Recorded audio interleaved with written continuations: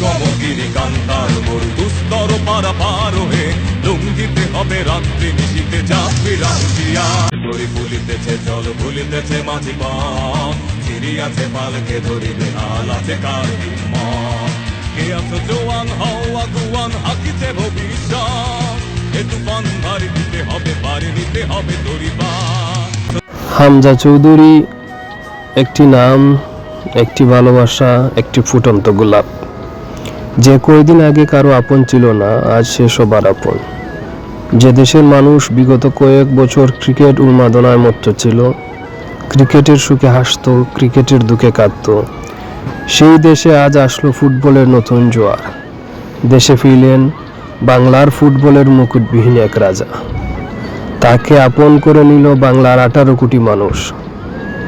যেই দেশের ফুটবল এবং বাফুকে নিয়ে স্বপ্ন মরে গিয়েছিল বহু যুগ আগেই, সেই দেশের মানুষ এখন স্বপ্ন দেখে প্রত্যাশাবাদে আগামী 25 তারিখে বাংলাদেশ বনাম ভারত ফুটবল ম্যাচকে ঘিরে। আর এর মূলেই রয়েছেন সিলেটের কৃতি সন্তান, বাংলাদেশের গর্ব লেস্টার সিটির ফুটবল তারকা দেওয়ান হামজা চৌধুরী। আমাদের প্রত্যাশা অনেক, দেশের ফুটবল ফিরে পাবে নতুন প্রাণ, নতুন উন্মাদ। ম্যাচের ফলাফল জয় পরাজয় যাই হোক, অবশেষে হামজা তুমি থাকবে বাংলাদেশের পাশে, এটাই আমাদের আশা। তুমি আসাতে দেশের ফুটবল অঙ্গনে নতুন পরিবর্তন আসতে শুরু হয়েছে। হামজা আসাতে ভারত আছে নতুন চাপে, বয়ে ফিরিয়ে নিয়ে এসেছে অবসরে যাওয়া তাদের ক্যাপ্টেন সুনীল চৌধুরীকে। এখনও ভারত হারতে চায় বাংলাদেশের পথে, তারাও চায় ভারতীয় বংশোদ্ভূত বিদেশিদের তাদের দলে নিতে, নিয়মে আনতে চায় আমূল পরিবর্তন। এটা কেবল একজন হামজা চৌধুরীর কারণেই হয়েছে। স্পন্সরের অভাবে মরতে যাওয়া বাফুফে বাংলাদেশ ফুটবল ফেডারেশন পাচ্ছে এখন ভালো ভালো মানের স্পন্সরশিপ। ফুটবল দিগন্তে নতুন সম্ভাবনার দুয়ার খুলেছেন।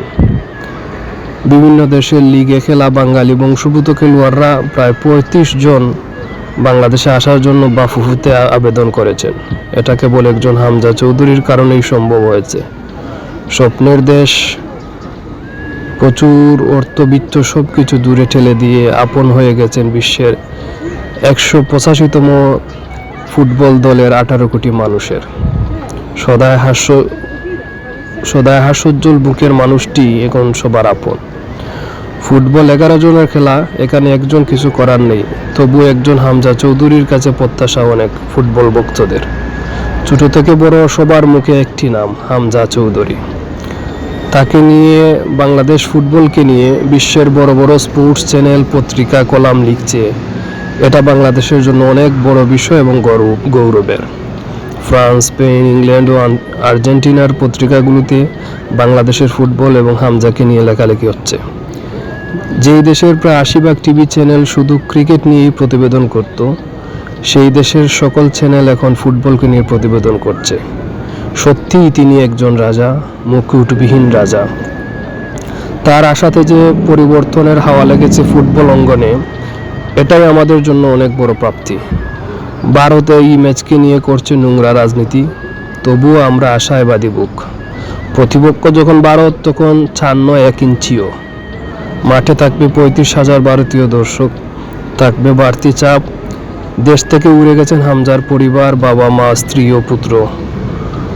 সব মিলিয়ে লাল সবুজের পতাকার মান হবে অনেক বেশি সমুন্নত। জয় আমাদের হবে। সুনীল এবং আপুয়াদের বোধ করে শেষ হাসি আমরাই হাসবো ইনশাআল্লাহ। প্রিয় হামজা, তোমার পথ ধরে প্রিয় জন্মভূমি টানে ফিরবে আরও অনেক উদীয়মান প্রতিভাবান ফুটবল তারকা। দেশের ফুটবল পাবে নতুন প্রাণ, যা দেশ ও দেশের জনগণ সযত্নে আমরা গ্রহণ করব বলে আমি আশাবাদী। যদিও আমরা রত্নের যত্ন করতে জানি না, যেমনটা আমরা মাথায় তুলতেও দেরি করি না, আবার ফেলে দিতেও দেরি করি না, তবুও এক বুক আশা, প্রত্যাশা, দোয়া, ভালোবাসা, শুভেচ্ছা ও শুভকামনা রইল আপনার জন্য। প্রিয় দেওয়ান হামজা চৌধুরী, দেশের ফুটবলের প্রাণ ভোমরা রেজা।